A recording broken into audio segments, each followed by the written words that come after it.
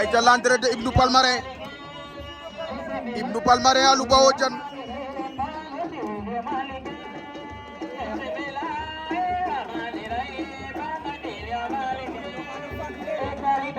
cey Ibnou Palmarin a lu bawoo jan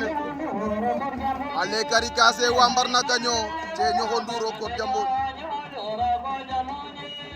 e kari kase wambarna gaño ñoxo nduro ko jambo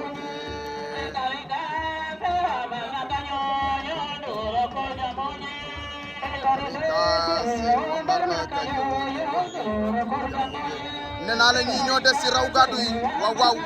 ay favori tip ay raw gàddu tip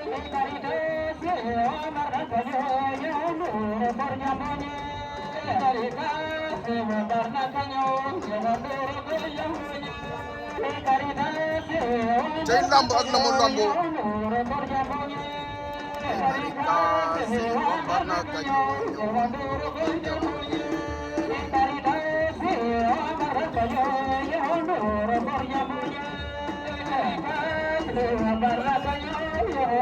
ndeysaan doomu Palmarin baa ngi noonu kii mooy Ibnou Palmarin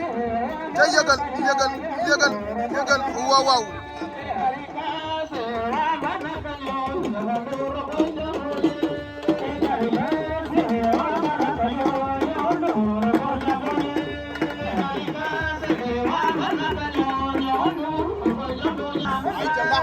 sambu da bejen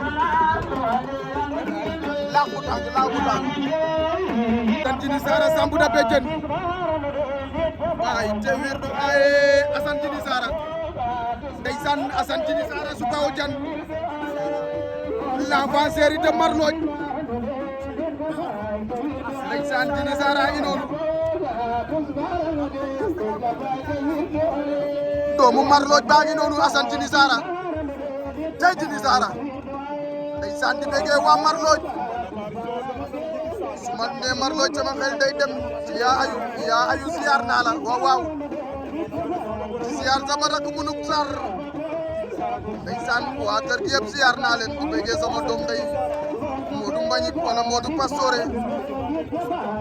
ale bon fa boka et tisbara notel yen den gabay ci wirdu a waaw waaw yëgal tey Tini Sara ale xaalis fane da jagun tey Tini Sara